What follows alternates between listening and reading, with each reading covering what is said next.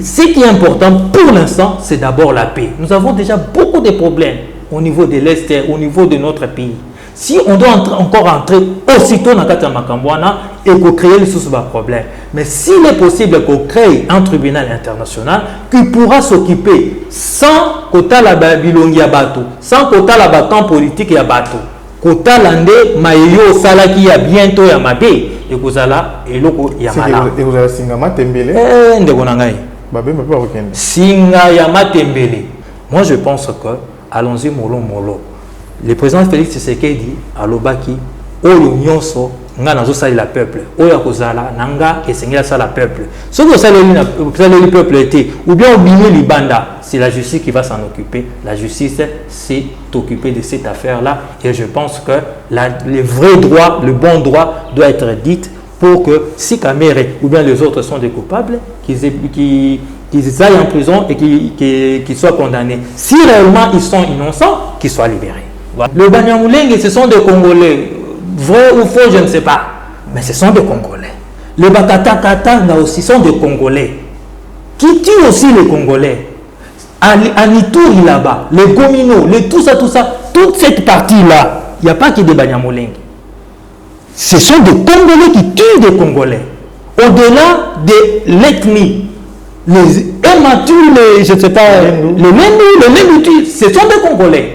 Donc ne sont pas sélectifs pour être stigmatisés. Moi, j'ai dit que tout celui qui se réclame être Congolais n'a pas le droit de tuer son frère Congolais où qu'il soit. Tout le monde qui a Tongo 2023, Maman Olivier, président de la République.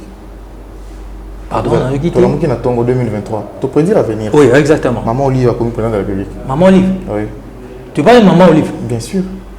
C'est pour ça que l'élection en 2023, il est organisé l'élection. Oui. Il y a l'élection. Mais tout le monde qui a Tongo pour résultat de Maman Olivier, président de la République. Ce qui a postulé et que réellement la population est saluée confiance, c'est la population. Mais seulement, tous en ont prêté. Mbote na bino bozwami ebele na mokili mobimba bozwami ebele na poto bozwami ebele na Afrika matono mingi koya lisusu elongo na biso na kati na émission tokoloba nini ya solo pona bino mokolo mwa lelo toyambi pona bino mwana mboka yazali mopanzi sango azali mopesi sango na kombo ya José Kaniki na ye elongo nde tokoyeba ko fungola masolo ebele na elongo nde tokoyeba ko beta kati na o Italie politique ya mboka Congo mwana mboka José Kaniki mbote mbote ndeko nanga Julio elengi ya kokuta na lisusu na mokolo na lelo.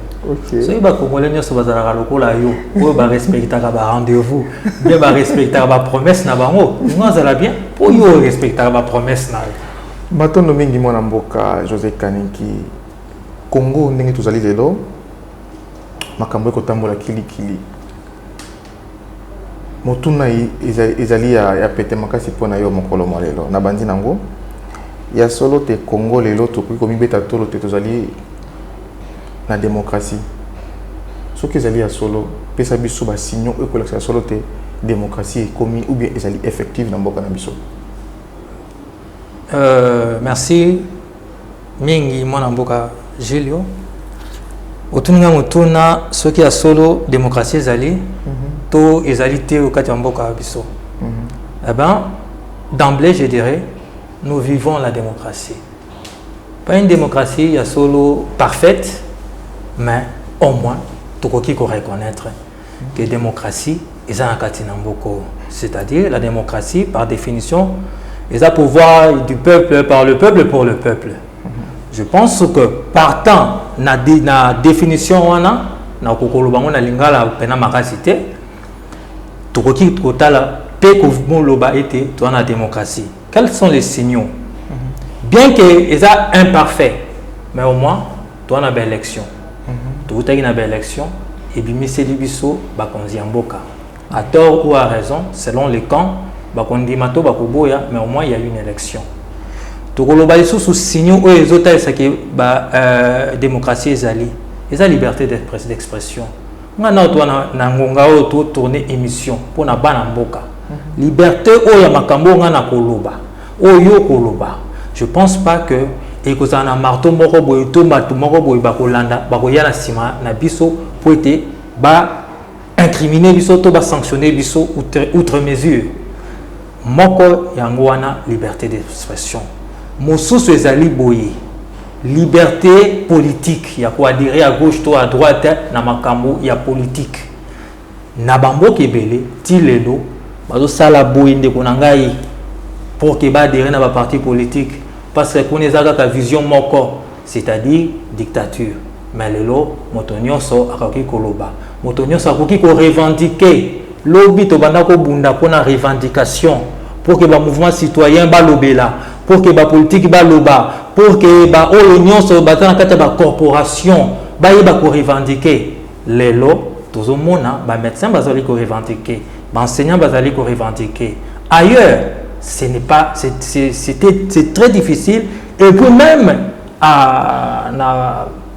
pas plus longtemps namboka na biso ezaki difficile comme on a ba corporation wana nyonso hotelema na balabala ko réclamer ko bazali na kati na bobangi et soki ba réclamer soit ba kolunga musala soit ba sanction moko boy négatif et ko la bango par rapport à ba réclamation na bango, mais le moi ces gens-là bazo réclamer. Je pense que le gouvernement, autant que possible, va faire l'effort, il y a pour subvenir, on n'a pas besoin de bango. Tout ça, quand on a angle d'idée, on a un côté solo. Effectivement, démocratie est vendue dans le Congo. Moi, je suis José Kaniki. Bato bakolo bate Félix Antoine Chilomboye ya kolonga na pouvoir te mokolo sokoya te ozomona te ke lelo oyo tokomi ba grief o tozaki ko condamner nango gouvernement ya Kabila lelo pe komi kolata gouvernement ya Chilombo pour bato bakolo bate bakosala ngo bakosala ba campagne bakolo bate Félix Tshisekedi ya kovanda wana kolongwa te wana ne plein démocratie o tozaki communauté pour que vanda na mboka yango ndeko nanga yango te démocratie. Ce qui est dans le sens où on a une démocratie. Mais je pense que oyo bazo kanisa ki bazo lo bandengwana ou bien bato ceux qui ba mona kezandengwana ils ont tout simplement comprendre les messages ya bato yo ba lo bayango ou bien il faut toyeba na ko séparer ba cadre discours ya ba cadre na discours populaire oyo ezana niveau nyonso mutu nyonso akoki ko loba na ye na sentiment na ye. Vous pouvez comprendre. Ndeko moko boya vandi na se ya nzete. Ndeko moko boya zana moi sentiment na ye. Soka lobi que non à cause la ti libela ezaye. Liberté d'expression ezaye. Mais les discours ya bayi politique, les discours de responsables ce n'est pas ça. Mais na koloba été on parle du chef de l'État, il a d'abord droit à son mandat, son deuxième mandat. Selon la Constitution et PCN Ningisarana, il y a qu'à postuler deux fois. Deux fois, c'est-à-dire un mandat et puis un deuxième mandat. Là, c'est clair. Mais ceux qui veulent dire que non, UDPS, parce que s'il s'agit de ça qu'on parle, ceux qui veulent dire que famille politique, il y a UDPS, il y a mon Félix Tshisekedi, mon conseiller Mboka Lelo. Ceux qui ont autant d'années jusqu'à la venue de Jésus-Christ, c'est-à-dire Félix Tshisekedi a Longwe, après le deuxième mandat, il va organiser une autre élection. Ceux qui ont un candidat et que le peuple Kakawana votera. Après si le mandat après Félix Tshisekedi, nous serons toujours dans la démocratie. Vous rappelez, Joseph Kabila qui à la tête du pays, tout le monde sait que Chadari a postulé qui a famille politique Yanani, a famille politique FCC, c'est-à-dire Joseph Kabila. Il avait le droit de postuler. Ceux qui peuvent appeler ça qui Chadari confiance, eh bien, le lot, Chadari n'est pas un conseiller Mboka. Et le n'a dit que la démocratie. Donc, à ce niveau-là, c'est normal. C'est à la population, il y a qu'à voter, il y a qu'à sanctionner le régime positivement tout négativement. Et moi, je pense que Félix Tshisekedi dit, deuxième mandat, va sanctionner positivement, c'est-à-dire va vous reconduire. Après, ça, le peuple va en décider selon lui. Moi, je suis tout à l'heure, le lobby dollar est 220, tout comme 12 heures et comme aussi la pression dans la nature régie des autres, vendre 19 heures dollars et comme 1500. Il y a des spéculations, le mécanisme ni salité dollars et balukaka malamo pe bambana bongo. Ya monde likambo, mutuna ya monene nde yango wana. Mais spéculation ou pas spéculation, les alliés à solo c'est que situation auto vivre brusquement na kolo baboye, ça donne du baume au cœur de la population. Tout ça na kata kobituna c'est vrai, ni sali ni pesé pour que tu vivre en haut. Mais au moins par rapport à la situation de tu vivre au dollar ils ont maté spéculation ou pas spéculation, ce qui est quitté ils ont ça ils ont ça déjà moi espérance moi au la population. Kokita nango, obiso plus espérance. Est-ce que kokita wana net ekosala te biloko emataki pe kitamba nango. Mais wana likambo. Ce qui baza capable d'abord moko ya ba élément o esali peut-être que dollar kita si je ne m'abuse, je suis pas un économiste, si je ne m'abuse na oloba on a appris que la banque centrale a injecté 25 millions de dollars dans le marché. Moi je pense que c'est pour permettre à ceux que dollars et boumaki na marché au pays saladi que dollars en mata ceux qui vont injecter assez de dollars on pourra maintenant aspirer les francs congolais au se retrouver dans le marché francs congolais et zone na banque dollars est commis dans le marché et la monde est que ça que soit dollars équita soit ezala stabilisé mais aussi un autre élément je pense que ceux qui n'a bungité dernier conseil des ministres ou avant-dernier conseil des ministres le chef de l'État, je pense, avait tapé le poing sur la table. Qui a conseil des ministres et le chef de l'État avait instruit, selon le, comment on appelle ça, le rapport du gouvernement, selon le rapport du gouvernement, c'est-à-dire, qui était, après cette instruction, na directeur, il y a banque centrale, na ba ministre ya finance na batonyo sur ce qui parle en économie ba yeba na trouver ba solution on espère seulement que ba ko stabiliser yango tozonga lisusu na 200 voire même au-delà so ba ko stabiliser on à 17 ou 18 encore ça pourra quand même aller mais surtout l'essentiel est que kou ya biloko ya mataki ils ont annoncé pour que le peuple congolais se retrouve pe ayeba pour regagner pouvoir d'achat naïe qu'il a perdu. Moi, 2 août, tokolela bandeko bakufaki na entrée à RCD le mokolo oyo bato bayaka na musée Kabila basimba ki mandoki pona ko baluka contre yemoko mais kasi lelo oyo to moni na Kisangani bato basali ba manifestation na Kinshasa lamuka pe asali activité salaki na Kitambo na Bunia, na Butembo, na Beni, na Sud Kivu, na Poto P, la Sali. Pour yo date est-ce que est nécessaire que la communauté internationale va reconnaître d'abord que le Congo a été victime de un génocide au Bangondi Bazako orchestré. Étant que moi na mboka ya mabele o ezali RDC Congo na biso to lingaka mingi ya solo to vivre ba atrocité mingi na mboko. Bande konabiso bakufi ebele, on parle de millions de morts. Il y a solo de vivre makamwana ya mabe na mboko. Et c'est à condamner, et c'est à déplorer. Kasi au-delà de ça, je pense peu que baignon so bazana à l'international, bazapi responsable ya makambo ebele leki na mboko. Qu'on ne se voile pas la face, bazaba responsable. Par rapport à nos richesses, par rapport à Koluka, gain pour na intérêt na bango, façon ba salaire, façon ba teki ba arme na mboko, façon où ba utiliser certains de nos compatriotes congolais, ba memi ba massacre na mboko. Il serait de bonne loi et ya solo ba reconnaître yango. Mais au-delà de ça, na pesi longonya na ba oyo ba commémoraki parce qu'ils l'ont vécu dans leur chair. Ça c'est tout à fait normal. Mais si quand on est d'accord, on est d'accord, on a Gilio. Et à un niveau où il va ramener sur le plan politique par un individu qui s'appelle Martin Fayolo. Moi, je pense que Eza n'a été, il est député national. À qui a initié la loi, à qui a un projet de loi, je ne sais pas. Comme dans le Parlement, il va voter la loi pour que reconnaître une date un peu comme le 4 janvier, n'est-ce pas? Où l'Union s'auto-reconnaîtra comme la journée de martyr. Wanape va reconnaître, mais ce n'est pas à lui de les déclarer comme ça. Ce n'est pas à lui. Il ne peut pas officialiser cette date-là. Et tant qu'homme politique, il peut dire certaines choses. Mais je pense que la bonne procédure est comme le Parlement, afin que le Parlement ait la décision et à Salamoussala instituer comme une date. Mais pourquoi aussi seulement les 2 août?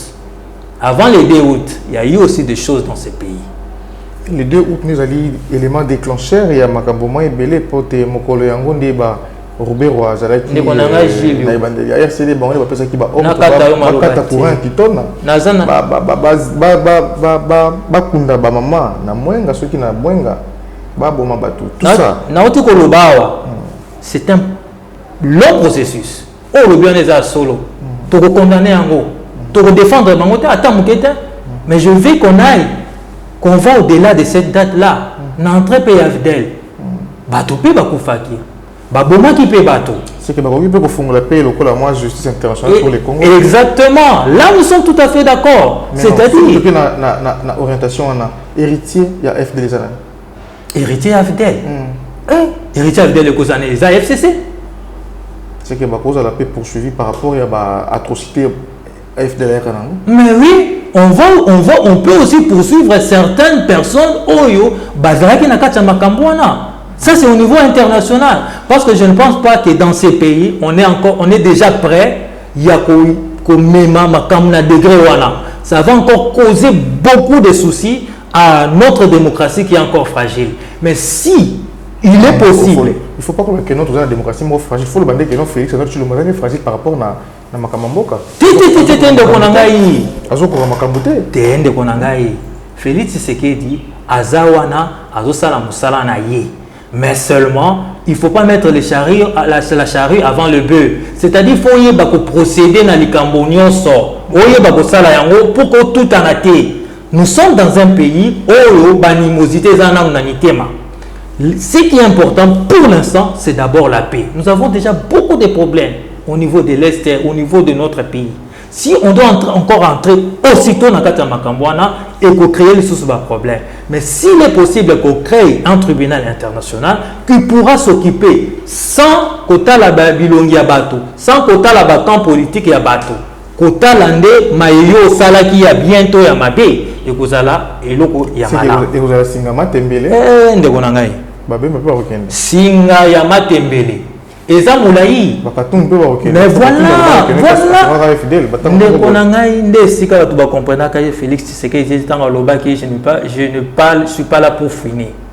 Bah tu vas comprendre qui t'es. Non mais quand même mais ça va bien finir parce que Kamera s'est retrouvé dans la prison comment? Pas finir. De konangai Kamera s'est retrouvé dans la prison à bandi et si kai a bandi nanu. Pour ceux qui te zongi. Hein? Le camp entre guillemets côté la Mouka Basouetaka, peuple congolais Basouetaka, à côté à FCC. Mais on oublie que ceux qui sont dans la Mouka étaient du FCC. Par exemple, comment dire FCC. Mais Natouni Narobi Boy, Jean-Pierre a déjà été auteur d'une rébellion. Non. Comment Mozito aussi, oui. Il était avec le FCC. Moïse Katumbi était avec le FCC. Les Lutundula et consorts étaient avec le FCC à l'époque, bien sûr. Donc, si on poursuit, en réalité, Bolingi Bakanga, par exemple, je donne un exemple comme ça, Bolingi Bakanga Kokoniangi, n'est-ce pas? Mais beaucoup savent que tant que Kokoniangi est Zalaki, Katumbi pas Zalaki.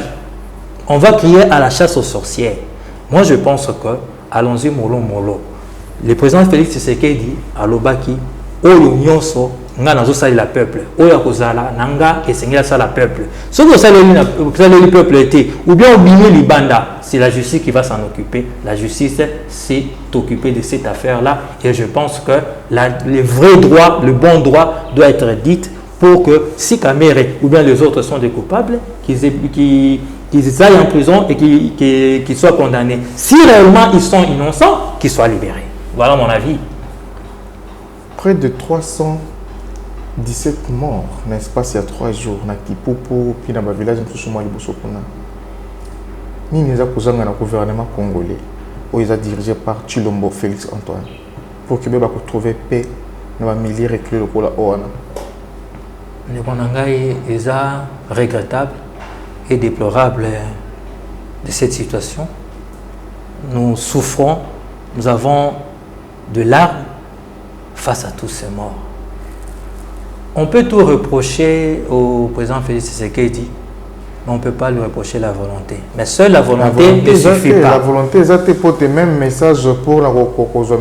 Ce que le français, mon Koufi, ville morte, plutôt, comment on appelle ça, deuil national en France. Mais Congo, Toko Félix, près de 317 personnes, n'est-ce pas, c'est à 3-4 jours. Même pas une heure du temps pour nous na pensé moko pour na bato ba oui pe ba profiter que non na ba profiter na maladie normale mais ba profiter na lichette na lisas vous en avez raison ndeko na ngai ce to lobby tout ça là comment on appelle ça deuil national c'est tous les jours qu'on va le faire c'est ça c'est ce qui est déplorable comment maintenant quoi arrêter parce que tout simplement tous les jours bato bazokufa tout le mois bato bazokufa donc ce qui est tout ça deuil national le bisu tout ça deuil national. Ce n'est pas le deuil national qui peut rendre vie à Batouana. Mais seulement il faut trouver des solutions pour que les aient. Moi, quoi la solution c'est vrai, dans un passé vraiment récent, ce peuple congolais, tout le changer, militaire, tout ça, officier supérieur, tout ça, à niveau, il y a Estewana, parce qu'ils ont tellement duré de l'autre côté là-bas. C'est ce que le chef de l'État a fait. Depuis que l'arrivée du chef de l'État a eu un pouvoir, on a vu cette volonté. On a vu quand même notre armée travailler de manière à ce que Batou, quand même, va récupérer le territoire. Maintenant, il faut qu'on sécurise le territoire.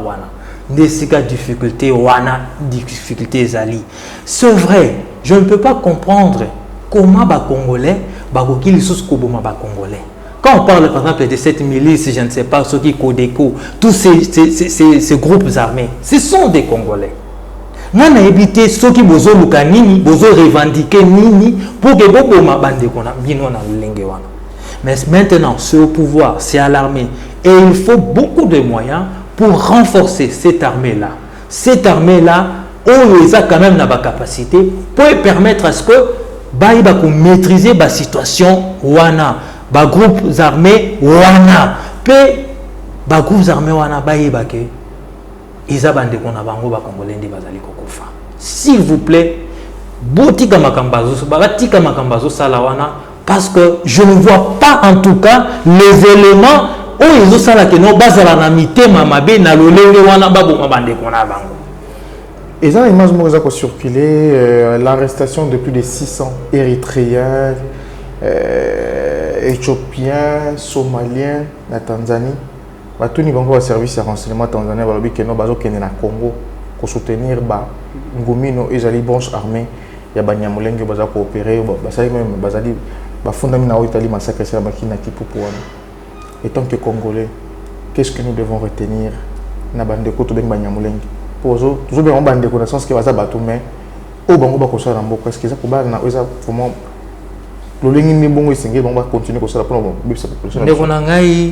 c'est regrettable. Mais on a, nous les Congolais, cette manie-là, il y a un rappel sélectif. Sélectif. Dans quel sens Nazolo Bayango? Totangi Babanyamulenge. C'est vrai qu'il y a une partie des Banyamulenge où il y a des bêtises, où il y a créé des désordres, tout ça. Mais ce n'est pas que les Banyamulenge. Les Bakatanga sont les Congolais dans le sens dont si tu parles là. Ce sont des Congolais. Olingo fungo la branche bakatangia. Yoka, na kobanga c'est pour dire que tous à la sélectivité. Le Banyamulenge, ce sont des Congolais. Vrai ou faux, je ne sais pas. Mais ce sont des Congolais. Les Bakatakatanga aussi sont des Congolais. Qui tuent aussi les Congolais. À Nitouri là-bas, les Gomino, tout ça, toute cette partie-là, il n'y a pas que des Banyamulenge. Ce sont des Congolais qui tuent des Congolais. Au-delà de l'ethnie, les Ematu, je ne sais pas, les Lendu, ce sont des Congolais. Donc ne sont pas sélectifs pour te stigmatiser. Moi, j'ai dit que tout celui qui se réclame être Congolais n'a pas le droit de tuer son frère Congolais où qu'il soit.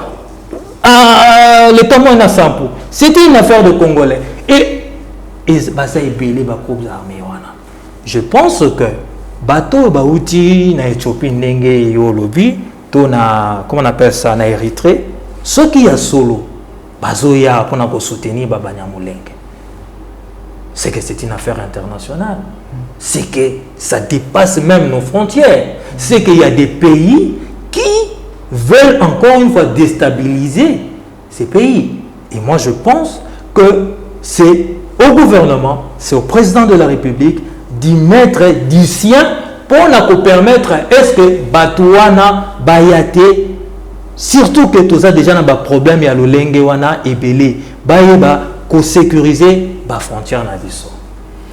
Moi, je suis très content de la émission na biso na tout na motuna oyo.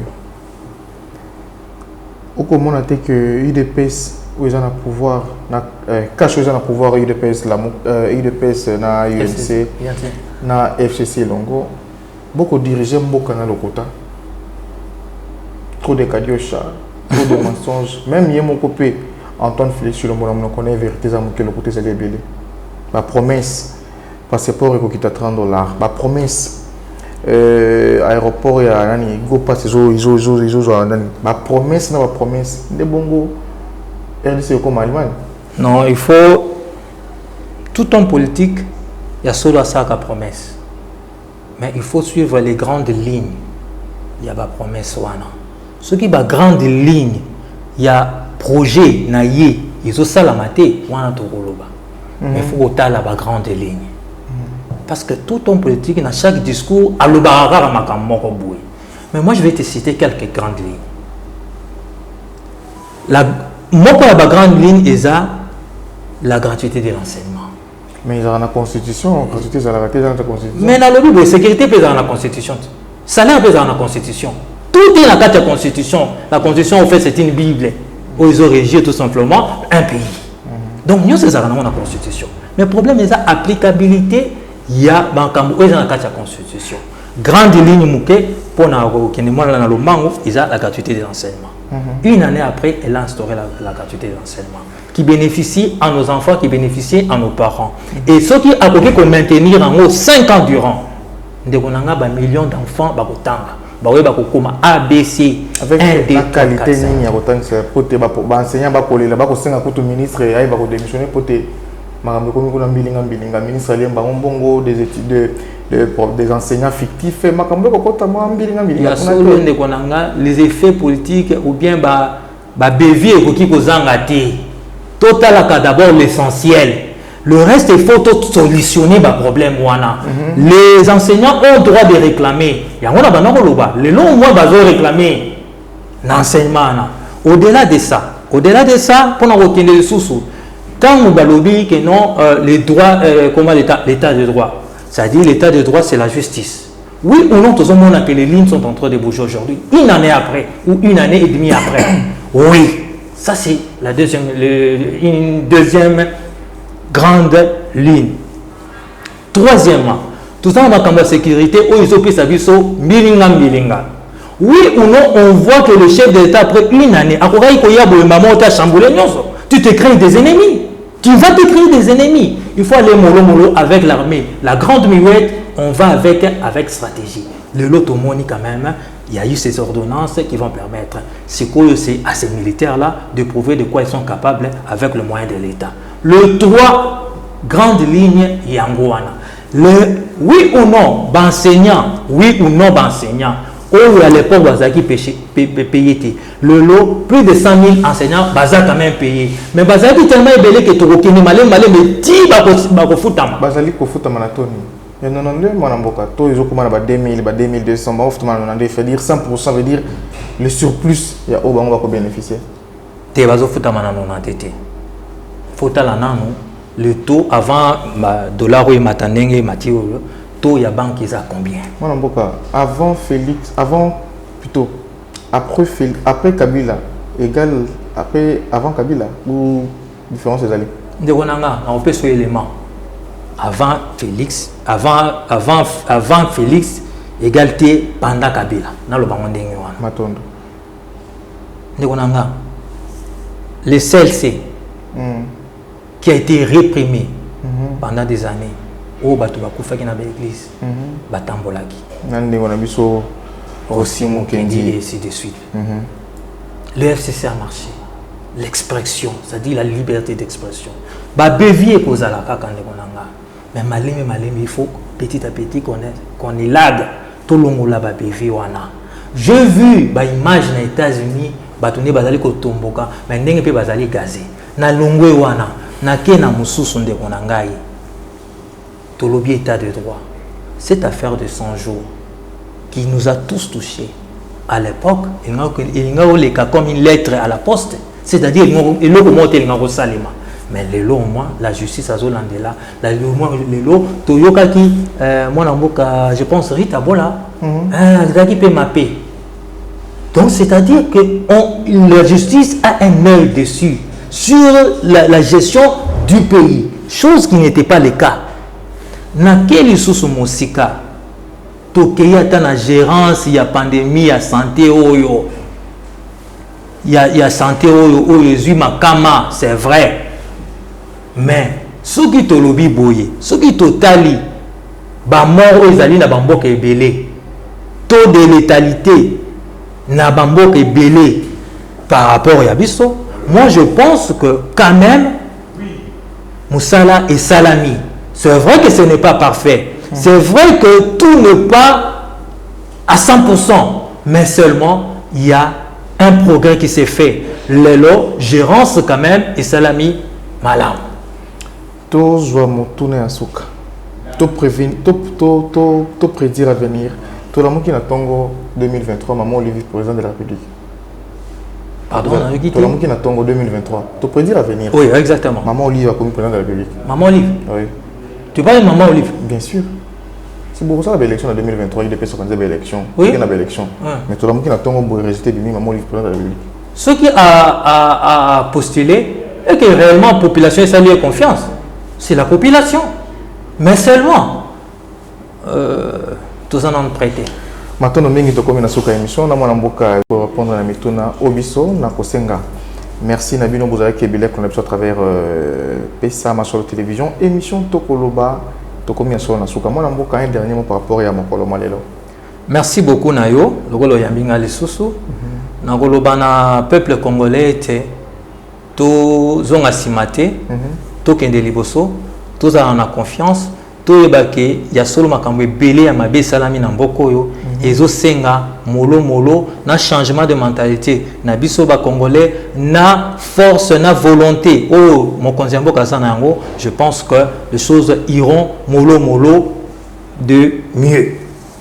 Maintenant mingi to komi na soka émission na pesio maintenant nengo répondre à l'invitation na biso ngate yambo actualité za lié va toujours ko partager na biso longo. Merci beaucoup. To komi na soka émission na pesi maintenant mingi na Jani Jani Mabia la na sima caméra na pesi merci na papa Mangoma. Matondo na bino soki sozongi lotenga na bino tokomonana.